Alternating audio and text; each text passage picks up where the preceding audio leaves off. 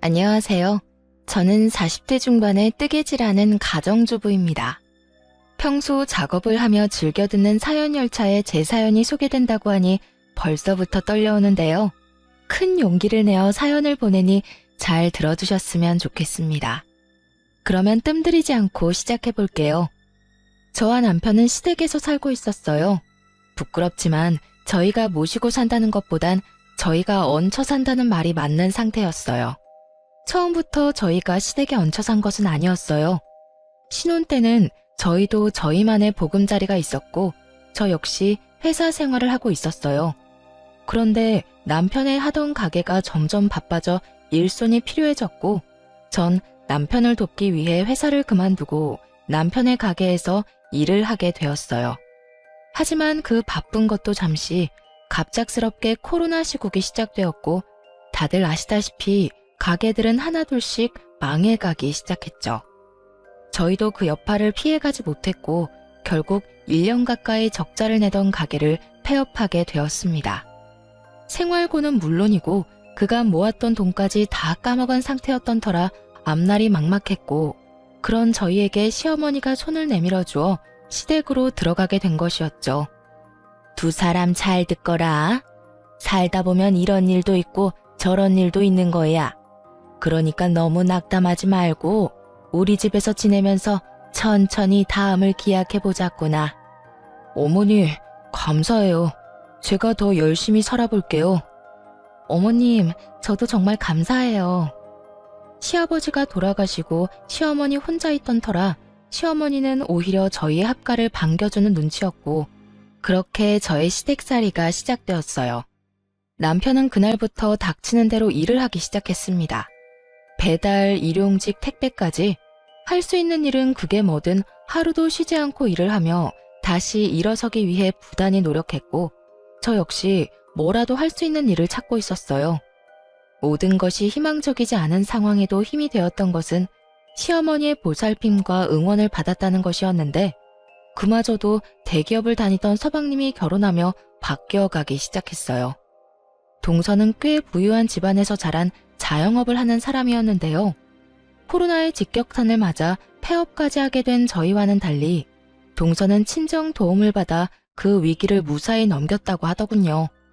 동서는 살면서 고생이란 해보지 않은 사람처럼 맑고 눈치라곤 전혀 보지 않는 사람이었는데 그런 동서의 태도에 어이가 없었던 적이 한두 번이 아니었습니다. 형님, 이번 아버님 제사 때 저 바빠서 준비는 못할 것 같아요. 아마 참석도 못할 수도 있을 것 같긴 한데 어떻게 해서든 참석은 할 수 있도록 빨리 마무리해 보도록 할게요. 형님도 아시잖아요. 아무리 직원들 있어도 사장이 있어야 가게가 제대로 돌아가는 거. 동서가 시집오고 맞이한 시아버지의 첫 제사에 제가 들은 말이었어요. 그것도 온 식구들이 다 듣는 곳에서 저렇듯 통보하듯 저에게 말하더라고요. 예의상이라도 죄송하다는 말 한마디 정도는 할 법도 한데 동서는 저에게 조금의 미안한 기색도 없어 보이더라고요. 여기까지만 해도 어이가 없는데 더 기가 막힌 건 시어머니의 반응이었어요. 들어보니 일리 있는 말이구나. 둘째는 제사 때 시간 맞춰 참석만 하려무나. 준비는 첫째가 다 하면 되니 그런 걱정은 하지 말고 말이야. 이 말을 듣는 제가 왜 기가 막힌 줄 아세요? 동서가 온갖 일을 저에게 다 떠넘겨서가 아닙니다. 물론 동서의 태도도 어이가 없고 기가 막혔지만 제가 정말 기가 막혔던 건 시어머니의 달라도 너무 다른 태도 때문이었어요. 다른 건 몰라도 시아버지의 제사만큼은 유난히 정성을 쏟았던 시어머니는 제가 시집을 오고 맞이한 시아버지의 첫 제삿날 이런 말을 했었어요. 요즘 너랑 네 남편이랑 하는 가게 바쁜 거 다 안다. 손님이 많아서 알바생을 더 늘린다는 이야기도 들었고 그래도 말이다. 시집오고 처음으로 모시는 네 시아버님 제사인데 네가 와서 하나부터 열까지 준비해야 하지 않겠어? 가게 때문에 신경 쓰이면 가게 문을 하루 닫더라도 꼭 네가 와서 다 준비하거라. 저에겐 이렇게까지 말한 시어머니가 동서에겐 저리도 너그러운 말들을 하고 있으니 제가 기가 막히고도 남지 않겠어요? 그리고 그 뒤로 이어진 두 사람의 대화는 저를 깔보고 있는 동서의 마음을 확신하게 해주었어요. 그런데 요즘도 그렇게 바쁘니? 뉴스 보니 자영업 하는 사람들 너도 나도 곡소리 난다고 하던데 너는 그렇지 않아? 네, 저는 나름대로 잘 되고 있어요. 제가 열심히 하는 것도 있긴 하지만 어려울 땐 친정에서 도움을 주시기도 해서 큰 어려움 없이 잘 헤쳐나가고 있어요. 형님 친정도 형편만 좀 좋았다면 그렇게 망하는 일은 없었을 텐데. 아, 그러니까 형님네가 가난하다는 말이 아니라 가게 망하고 시댁에 얹혀 사는 게 안타깝고 속상해서 하는 말이니 너무 기분 나빠하지 마세요, 형님. 이 말을 도대체 어떻게 들으면 기분 나쁘지 않게 들을 수 있는 걸까요? 한동안은 이런 동서의 화법 때문에 마음고생을 참 많이 했습니다. 매번 사람 기분은 상할 대로 다 상하게 만들어 놓고 마지막엔 꼭 제 생각을 해서 그랬다고 하니까요. 하지만 당하는 것도 한두 번이지 가끔 만나는 동서에게 딱 1년 당하고 나니 저도 가만히 당하고만 있을 순 없더라고요. 제가 돈이 없지 자존심이 없는 건 아니었으니까요. 다시 돌아온 시아버지의 제사. 동서는 마찬가지로 참석만 하겠다고 저에게 말을 꺼내왔고 전 시어머니가 또다시 그런 동서를 두둔하고 나서기 전에 재빠르게 동서에게 말을 꺼내기 시작했어요. 네, 조금 바쁘긴 해요. 알바생이 자꾸 바뀌어서 믿고 맡길 수도 없긴 하고요. 아, 그래? 하긴 그렇긴 하겠다. 동선의 가게가 손님은 없어서 일하기는 편한데 사장 성격이 지랄이라서 알바생들이 버티기 힘들다고 소문났더라고. 아, 지랄이라는 말은 내가 아니라 동선에서 알바했던 애들이 알바 후기에 남긴 말 그대로 쓴 거니까 오해하지 마. 시어머니는 제가 집에서 온 집안일을 다 하길 바라면서도 돈은 벌어오길 바랬고 제 경력에 재택근무로 할 수 있는 일은 없었기에 여기저기 일을 알아보고 있었죠.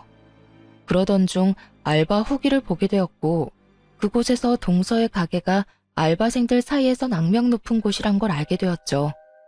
동서의 가게는 장사는 버티는 게 용할 정도로 손님이 없어 일은 편하지만 사장인 동서의 갑질이 심하니 다들 그 갑질을 버텨낼 자신이 있으면 가라는 말이 허다하더라고요. 거기에다 마감 시간이 10시인데 6시 이후엔 사장이 오는 일이 거의 없어 마감조 자리가 치열하다는 사실도 알 수 있었고요. 제가 굳이 이런 이야기를 꺼낸 이유를 아시겠나요? 동서는 이때껏 늦은 시간까지 가게엔 있지도 않으면서 가게 핑계를 대며 제사엔 참석도 하지 않았던 것이었어요. 그게 무슨 우리 가게에서 일했던 애들이 그런 말을 했단 말이에요? 사거리 모퉁이에 땡땡 가게가 동서 가게밖에 더 있어? 내가 요즘 소일거리라도 있을까 해서 여기저기 둘러보고 있는데 거기에 알바 경험담으로 동선의 가게가 아주 유명하더라고. 어떤 날은 손님보다 알바생이 더 많은 날도 있다며? 동서는 좋겠다. 그런 식으로 가게 운영하면 무조건 마이너스일 텐데 그래도 형편 좋은 친정에서 다 해결해 주실 거 아니야. 아, 서방님도 도와주시려나? 돈 관리는 동서가 한다고 했었지? 적금은 들고 있어? 매번 올 때마다 가방이 바뀌는 것 같던데. 동서 가게는 매달 적자인데 동서가 번 돈으로 사는 건 아닐 테고 설마 서방님 돈은 다 동서 사치하는 데 쓰는 건 아니지? 제 말에 시어머니는 눈을 부라리며 동서를 노려봤고 동서는 최선을 다해서 부인하고 나서더군요. 아니에요. 그건 다 시집 오기 전부터 소장하고 있던 거라고요. 딱 보면 알 거 아니에요. 신상도 아니고 전부 몇 년씩 된 건데. 하긴 형님이 뭐 아시긴 하겠어요? 동서야말로 급하다고 아무 말이나 막 하는 거 아니야? 오래된 백이라도 웃돈을 더 주고서라도 사들이는 라인도 있잖아. 오늘 동서가 가지고 온 가방처럼 말이야. 내가 아무리 명품 이런 거 모른다고 해도 그 정도는 알아, 동서. 그런가요? 저는 워낙 예전에 사서 몰랐네요. 하여튼 저 이번에도 형님 못 도와드릴 것 같으니까 그런 줄 알고 형님이 매번 그렇듯 고생 좀 해주세요. 대신 제가 봉투는 두둑하게 챙겨드릴게요. 봉투? 그래, 좋지. 그런데 동서, 내가 알바 후기에서 보니까 동선의 가게 마감조 알바 자리 다툼이 치열하다는데 그건 왜 그런 걸까? 아마 마감조가 6시부터 10시까지인 것 같던데 도대체 왜 일 많은 마감조가 인기가 많은 걸까? 동서는 이유를 알아? 사장님 갑질이 심하다는 가게에 마감조가 인기 있는 이유가 과연 뭘까? 동서의 얼굴이 사색이 되더군요. 이미 코너에 몰린 동서는 이때껏 거짓말을 해대며 시댁 행사에 빠져왔던 지난 일을 들킬 위기에 처하자 재빨리 제 입을 막더니 이렇게 말하더군요. 형님이 제 가게에 이렇게까지 관심이 많은 줄 미처 제가 몰랐네요. 내가 동서한테 관심이 없진 않지. 그래서 동서, 아까 뭐라고 그랬지? 이번에도 늦는다고? 참석만 할 거라고 그랬나? 아니요. 또 참석만 할 뻔했지만 올해는 어떻게 해서든 제가 일찍 와서 한다고요. 그러니까 이번엔 형님은 좀 쉬세요. 제가 다 해보도록 할게요. 그럴래 그럼? 이번엔 우리 동서 실력 좀 볼까? 아버님이 좋아하시겠네. 능력 좋은 둘째 며느리가 제사상도 다 차려주고 말이야. 아, 네. 그리하여 동서는 처음으로 시댁에서 일이란 걸 하게 되었고 시어머니도 자신의 만류에도 불구하고 동서가 하겠다고 나서니 지켜만 보더라고요. 처음으로 맛본 승리의 맛이란 정말 짜릿하고 시원하더라고요. 그 후 동서는 좀 달라졌냐고요? 전혀요. 동서는 그 일이 있고 난 후 일을 갈았는지 더욱 저를 깔보며 괴롭히기 시작하더군요. 시어머니에게 선물 공세까지 해대며 저를 괴롭히니 시어머니도 그런 동서를 두둔하고 나섰고요. 그날은 아침부터 시어머니가 보이지 않는다 싶더니 오후 5시쯤 동서와 함께 집으로 들어오더라고요. 다정하게 팔짱까지 끼고선 말이죠. 저는 집으로 들어온 두 사람에게 인사를 건넸지만 두 사람은 제 말이 들리지도 않는 것인지 제 인사는 무시한 채 하하호호 두 사람만의 세상에 빠져있더군요. 어머님, 오늘 즐거우셨죠?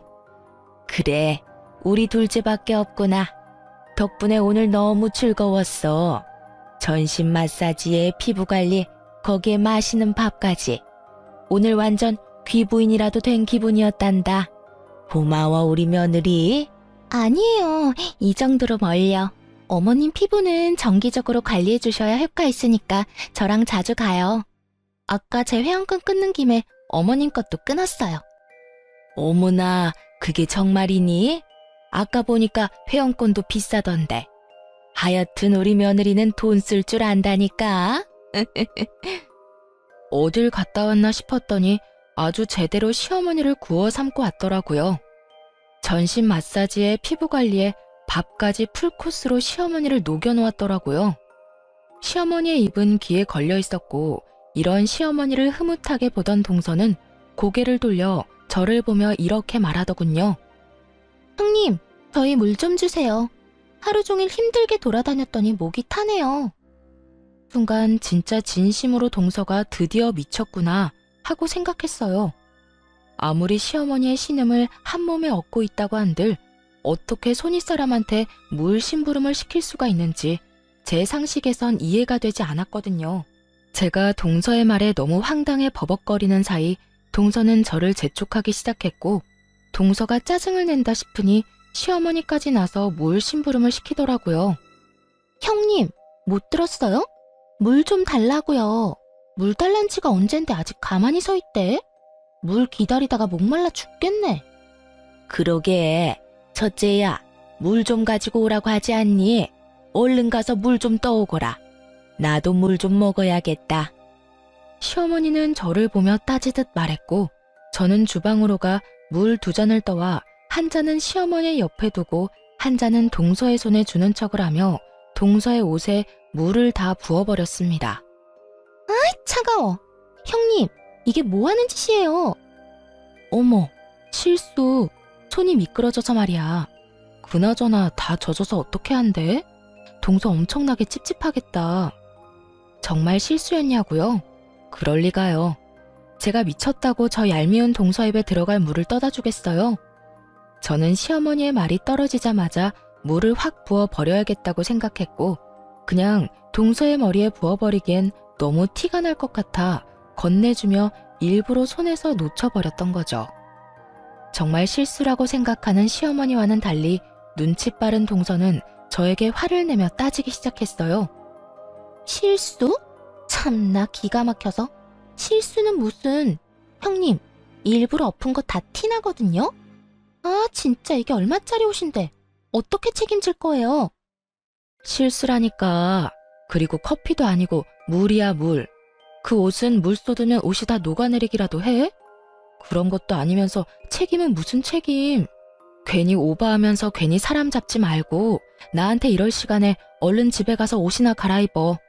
아니면 내 옷이라도 줄까? 아니면 어머님 옷이라도 줘? 동서는 제 말에 그저 씩씩거리기만 할 뿐이었어요.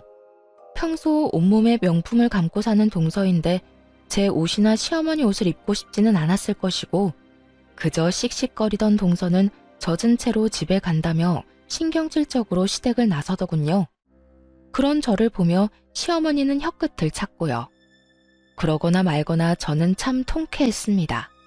하지만 그날 이후 시어머니는 본격적으로 동서 편만 들기 시작했고 처음엔 동서가 오는 날에만 스트레스를 받았는데 시간이 지날수록 동서가 오지 않는 날에도 스트레스가 쌓여갔어요. 우리 둘째는 정말 싹싹하지 않니? 이번엔 글쎄 내 화장품까지 싹 다 바꿔주더라니까. 내 나이엔 고급 라인을 써줘야 한다고 말이야. 통도 얼마나 큰지 내가 아주 우리 둘째 며느리 때문에 호강한다니까. 그러게요. 어머님 좋으시겠어요. 좋다마다. 내가 며느리 덕에 이런 호강을 다 누리게 될 줄은 몰랐는데 내 아들이 다른 건 몰라도 장가 하나는 정말 끝내주게 잘 갔지. 그렇고 말고. 역시 내 아들이야. 시어머니는 동서가 없는 곳에도 말끝마다 동서 타령을 하기 시작한 것도 모자라 제가 정말 식모라도 되는 줄 아는지 무리한 요구까지 하기 시작하더라고요.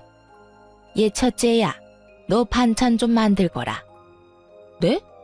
냉장고에 어제 만든 반찬 많은데 혹시 드시고 싶으신 게 있으세요? 아니, 반찬 좀 해서 둘째네 가져다 주려고 그러지. 그저께 만났는데 소갈비찜 먹고 싶다고 하더라. 그러니까 갈비찜은 꼭 하고 고기도 좋은 거 사서 해. 몇 푼 아낀다고 질 떨어지는 거 사지 말고. 그거랑 밑반찬 한 5가지 하면 며칠은 먹지 않겠어?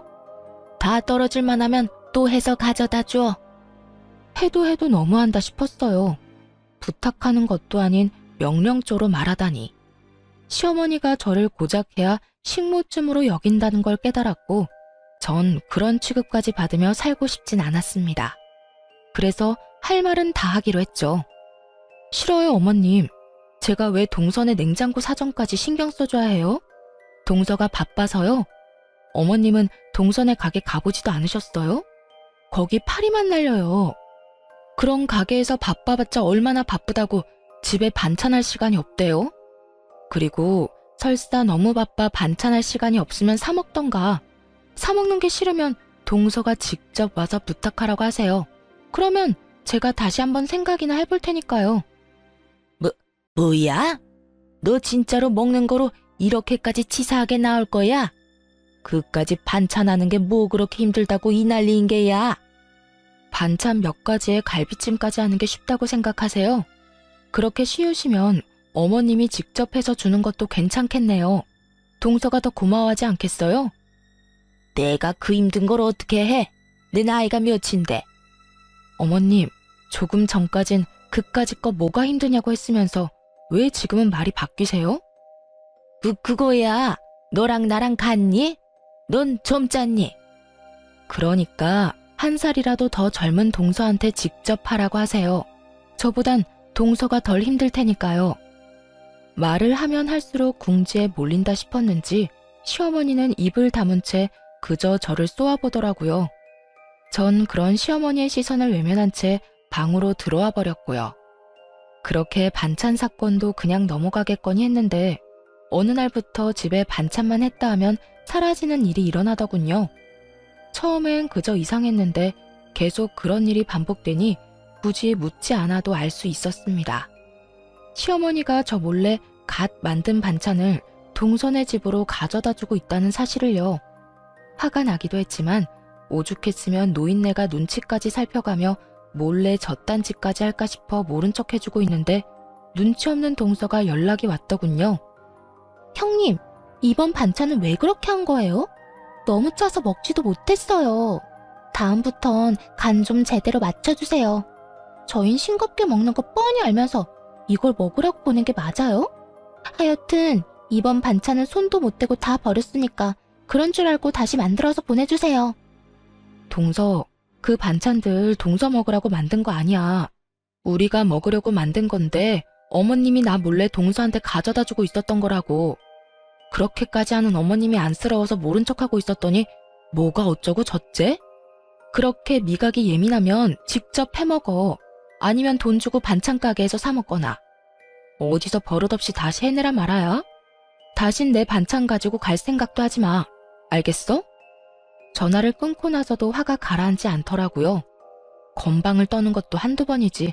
정성스레 만든 제 반찬을 버렸다고 하는 것도 모자라 다시 해오라고 하는 동서의 말이 계속 귓가에 맴돌아 정말 몸이 다 떨려왔어요.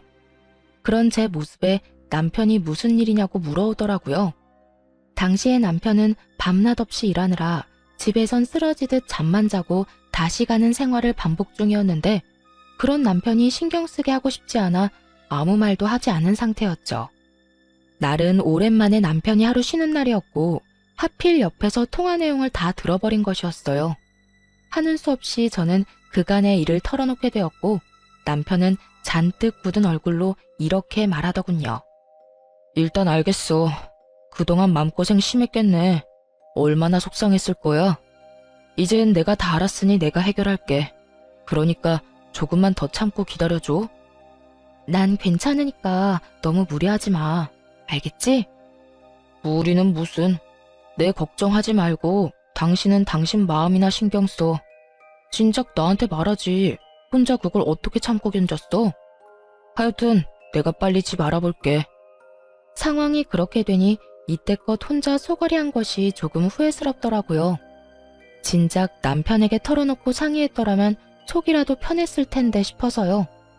남편은 제게 말한 것처럼 바쁜 와중에도 부동산을 다니며 우리가 살 집을 알아보는 듯했고 전 그런 남편을 믿고 될 수 있으면 시어머니와 부딪히지 않고 지내고 있었어요. 그러던 어느 날 한동안 시댁에 잘 오지 않던 동서가 집으로 오더라고요. 동서는 집에 오자마자 저에게 건방진 묵례만 하고선 시어머니를 데리고 방으로 들어가 버리더군요. 그런 동서를 보며 또 무슨 일로 저러나 싶었는데 그 이유가 며칠 뒤에 밝혀졌습니다. 동서가 다녀가고 며칠 뒤 시어머니는 일을 끝내고 온 남편과 저를 불러 앉히고선 이야기를 꺼내기 시작했어요. 두 사람한테 미안한데 이제 이 집에서 나가서 살았으면 좋겠구나. 갑작스러워도 너무 갑작스러운 시어머니의 통보에 남편과 저는 당황스러웠어요. 물론 저희도 분가를 위해 집을 알아보고 있긴 했었지만 이런 식으로 갑자기 분가를 하게 될 거라고는 생각하지 못했던 터라 더욱 그랬죠. 남편은 최대한 진정시킨 목소리로 시어머니에게 물었어요. 네, 일단 그렇게 할게요. 그런데 왜 이렇게 갑자기 그런 말씀을 하시는 거예요? 혹시 무슨 일 있었어요? 그게 나 이제 둘째네 들어가서 살려고 그래. 둘째가 나 모신다고 이 집 처분하고 들어오라고 하더라. 동서가요? 동서가 어머님을 모신다고 했다고요? 그래. 둘째가 이제 자기 집에 들어와서 살라고 하더구나. 넓고 좋은 집에서 호강시켜준다고 하더구나. 내가 이 집에서 너희랑 산다고 해서 나한테 남는 게 있는 것도 없고 둘째가 그렇게 말할 때 이 집 처분하고 들어가려고 해. 동서와 둘이 무슨 이야기를 나누었나 했더니 이거였더라고요. 시어머니는 이미 부동산에 집까지 내놨다고 했고 전 이 모든 상황이 의심스러웠어요. 제가 아는 동서는 저를 골탕 먹이기 위해 시어머니에게 잘하는 것뿐 시어머니를 모시고 싶어 할 위인이 아니었거든요. 제사 모시는 것, 명절 지내는 것, 하물며 시어머니 생신도 챙기기 싫어 이런 핑계 저런 핑계를 대가며 겨우 얼굴만 비치고 선물 공세만 펼치던 동서가 시어머니 호강을 위해 시어머니를 모신다? 그건 정말 말도 안 되는 것이었죠. 하지만 이런 제 생각과는 달리 시어머니는 동서의 말을 찰떡같이 믿는 듯했고 저와 남편에게 언제까지 나갈 거냐고 묻더라고요. 그래서 하는 말인데 하루라도 빨리 집에서 나가줬으면 좋겠구나. 너희 나가고 나면 나도 짐 정리 다 해서 바로 둘째 내로 들어갈 거니? 대략 언제쯤이면 나갈 수 있겠니? 내일 부동산 가보고 적당한 집 있으면 바로 이사할 테니 걱정하지 말고 짐 정리 시작하세요. 그런데 어머니, 혹시 집 처분한 돈은 어떻게 하실 건가요? 혹시 재수씨 주는 건 아니죠? 남편의 말을 듣는데 설마 싶더라고요. 그러면서도 드는 생각이 어쩌면 그럴 수도 있겠다 싶더군요. 그날 동서와 시어머니는 방에서 꽤 긴 시간 동안 이야기를 나누었고 중간중간 시어머니의 놀란 소리나 탄성 소리 등이 들려왔었거든요. 하나둘 퍼즐이 맞춰가는 순간 시어머니는 말까지 더듬으며 일단 부인을 하고 나서더군요. 뭐라고? 내가 그 돈을 왜 둘째를 줘? 내가 따로 가지고 있을 거니 내 돈 걱정은 하지 말고 너희나 걱정해. 혹시 나한테 돈 내놓으라고 하려고 그러니? 혹시나 하는 말인데 그 돈 내 노후 자금이다. 절대 못 내주니 너희 살 길은 너희가 알아서 찾거라. 그럴 생각도 없어요. 저희도 저희가 살 집 구할 능력 정도는 충분히 되는데 왜 어머니 돈을 욕심내겠어요? 그저 걱정되어서 그랬어요. 걱정? 무슨 걱정? 혹시나 그 돈 재수씨한테 투자했다가 잘못되기라도 하면 가족도 잃고 돈도 잃을 수 있으니 조심하시라고 말해주려고 했죠. 설사 그런 일이 있더라도 내 돈이니 너는 상관하지 말거라. 자꾸 돈 이야기 꺼내면 내 입장에선 네가 내 돈 노린다고 생각할 수밖에 없어. 그러니까 그만해. 그런 거 아니라고 방금도 말했잖아요. 정말 걱정되어서 한 말인데 왜 그렇게 화를 내세요? 그러니까 내 돈 걱정을 네가 왜 해? 집도 절도 없어서 내 집에서 이때껏 얹혀 산 주제에. 하여튼 너랑 이래서 이야기도 하고 싶지 않은 거야. 너랑 이야기만 했다 하면 좋던 기분도 나빠진다. 얼른 들어가. 이사 갈 날 정해지면 말해주고. 저 역시 마찬가지예요. 예전부터 늘 이런 식이었어요. 대기업 다니는 둘째만 아들 취급하시고 제 말은 늘 무시하고. 그래도 저희 힘들 때 흔쾌히 들어와서 하려고 해주셔서 이제 저한테도 마음의 문을 열었나 했더니 그것도 제 착각이었나 보네요. 어머니 말대로 앞으로는 어머님 일에 아무 상관도 하지 않을 테니 나중에 후회하지 마세요. 감정이 많이 상한 남편은 방으로 들어가 버렸고 저 역시 남편을 따라 방으로 들어갔죠. 방에서 저희가 대화를 나눠본 결과 시어머니는 동서에게 돈을 주는 것이 거의 확실해 보였죠. 하지만 저희가 말을 더 꺼내봤자 재산 노리고 그런다며 괜한 오해나 받을 것 같았고 우리 나름대로 충분히 위험성을 설명했으니 나머지는 시어머니가 알아서 판단할 거라 생각하기로 했습니다. 그 후 저흰 적당한 집을 구해 서둘러 이사를 나왔고 저희가 나오자마자 시어머니 역시 집을 처분해 동선에 들어가게 되었습니다. 그렇게 다시 시작하게 된 둘만의 생활이 참 좋더라고요. 비록 전셋집이지만 내 집 꾸미는 재미도 있고 살림 사는 것도 훨씬 수월했어요. 무엇보다 좋았던 건 저도 제 일을 알아볼 수 있다는 것이었어요. 이제 그저 집에서 시어머니의 뒷바라지만 할 일도 없고 대출을 내고 전세로 얻은 집이라 남편의 짐을 덜어주기 위해 저도 일을 구해보기로 한 것이었죠. 하지만 제 의지와는 달리 현실은 냉정했어요. 오랜 경력 단절에 언제 임산부가 되어버릴지 모르는 기혼자의 취업은 생각보다 더 쉽지 않았고 운이 좋게 면접까지 가게 되더라도 떨어지기 일쑤였어요. 그러는 와중 시어머니에게서 연락이 와 동서내로 좀 오라고 했고 마침 남편도 쉬던 터라 함께 동서내로 가게 되었습니다. 어머님, 저희 왔어요. 동서, 우리 왔어. 응, 왔니? 형님 왔어요? 편한 데 앉으세요. 동서와 시어머니는 소파에 편히 앉아 있더라고요. 저희가 왔는데도 불구하고 시어머니는 물론이고 동서까지 엉덩이 한 번을 떼지 않더라고요. 저희는 동서의 말대로 보이는 곳에 자리를 잡고 앉으려고 했고 그 순간 저를 향해 손을 뻗은 시어머니가 이렇게 말하더군요. 앉긴 뭘 앉아? 너 청소 좀 해라. 너도 알다시피 내가 먼지에 예민하지 않니? 둘째가 요즘 가게가 바빠서 청소를 못해서 그런지 내가 요즘 컨디션이 너무 안 좋아. 처음엔 제가 무슨 말을 들은 건가 했어요. 아무리 동서에게 홀린 시어머니라도 이런 말까지 할 리가 없다고 제가 잘못 들었을 거라 생각했는데 그게 아니더군요. 네? 저더러 동선에 청소를 하란 말인가요? 그래. 그러면 여기 또 누가 있니? 둘째는 이때까지 일하다가 왔는데 또 집안일을 하리? 넌 집에서 아무것도 하는 것 없이 노니까 힘이 남아돌 것 아니니? 그리고 너 청소 깨끗하게 잘하잖아. 그렇게 서 있지 말고 얼른 청소 좀 해. 이건 해도 해도 너무하는 행동이다 싶었어요. 제가 시어머니와 함께 살 때는 시어머니 집을 청소하는 것이야 당연하지만 시어머니가 산다고 해서 제가 동서 집을 청소하는 건 당연한 것이 아니잖아요. 하지만 시어머니는 당연하다는 듯 저에게 집안일을 시키고 있었고 전 그런 시어머니에게 싫다고 하며 따지고 들었어요. 싫어요. 여기 동서 집인데 제가 왜 청소해야 해요? 제가 힘이 남아 돈다고요?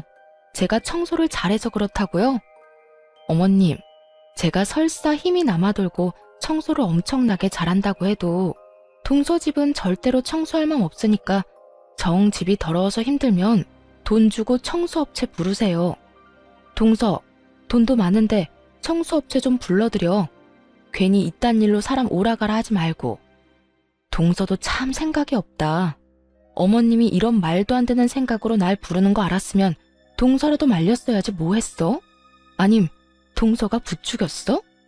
형님은 오라고 하면 올 테니까 오거든 청소나 시키세요.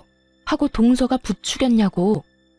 저는 한 번에 두 사람에게 질책을 쏟아냈고 동서는 전곡을 찔려 얼굴만 붉힌 채 아무 말도 하지 못하고 있었고 시어머니가 나서 저에게 화를 내더군요. 너 무슨 말을 그따위로 하는 거야? 왜 꾸준 둘째를 잡아? 내가 불렀고 나 혼자 청소시킨 거니 둘째한테 뭐라고 하지 마라. 그리고 시부모 있는 집이 시댁인 거지 어딘 내 앞에서 훈육질이야? 넌 그냥 내가 하라고 하면 되는 거야. 그러니까 잔말 말고 청소나 해. 어디 능력도 없어 제대로 된 일자리 하나 없는 게 누구 보고 생각이 있다 없다를 논해? 자기 분수를 알아야지. 참 할 말이 없더군요. 아니, 정확히는 떠오르는 말이 욕뿐이라 마땅한 말을 고를 수가 없는 상태였어요.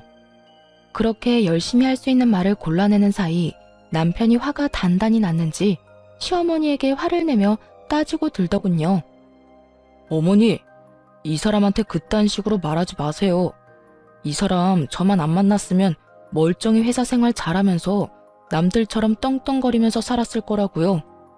저 돕는다고 회사 그만두고 가게 하다가 잘못돼서 이렇게 돼버린 것도 미안한데 어머니까지 그렇게 말해야 하겠어요?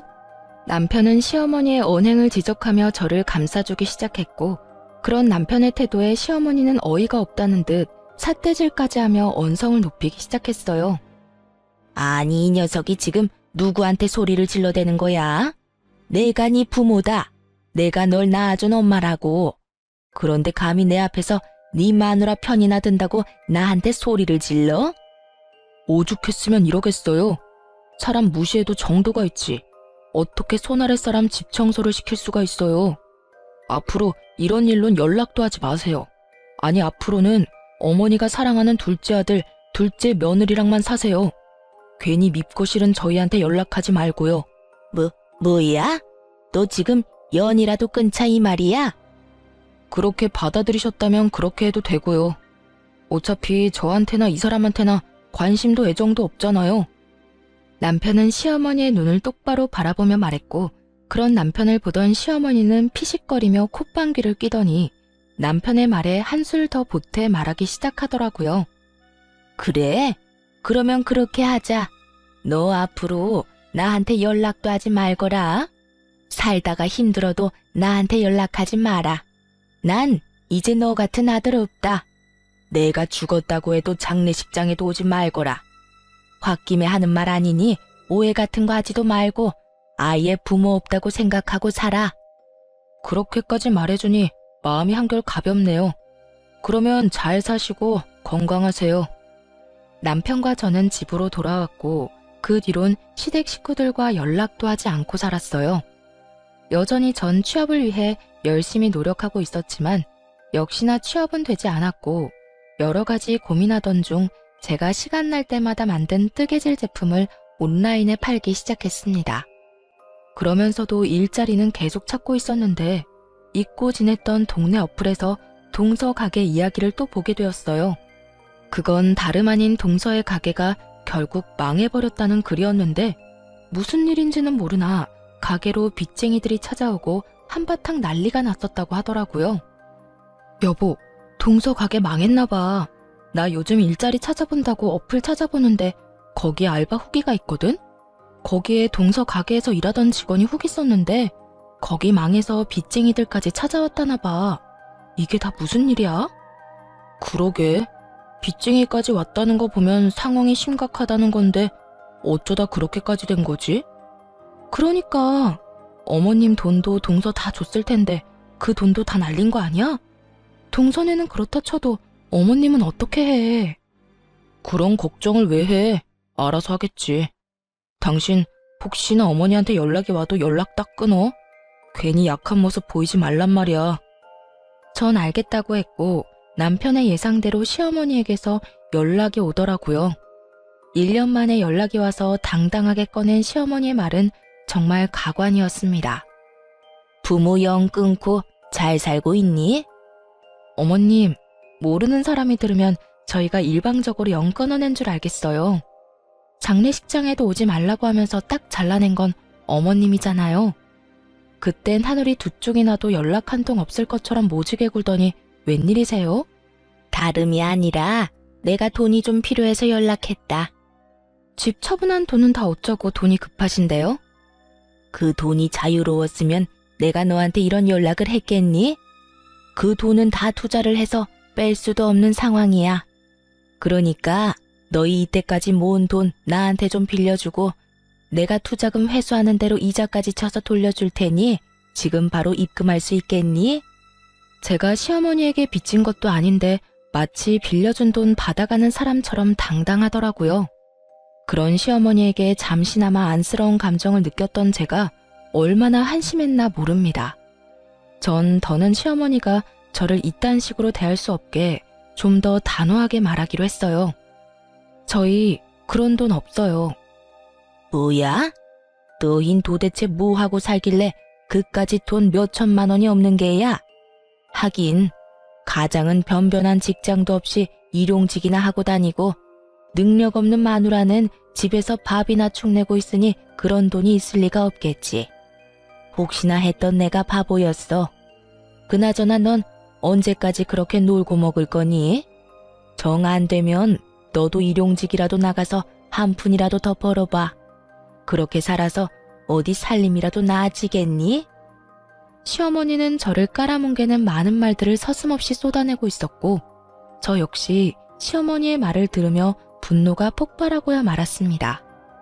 어머님, 제가 그까짓 몇 천만 원이 없는 게 아니라 어머님을 빌려줄 그런 돈이 없다는 말이었어요. 뭐야? 너 지금 이 시험이 놀리는 게야? 너 지금 나랑 말장난해? 제가 왜 어머님이랑 장난 같은 걸 하겠어요.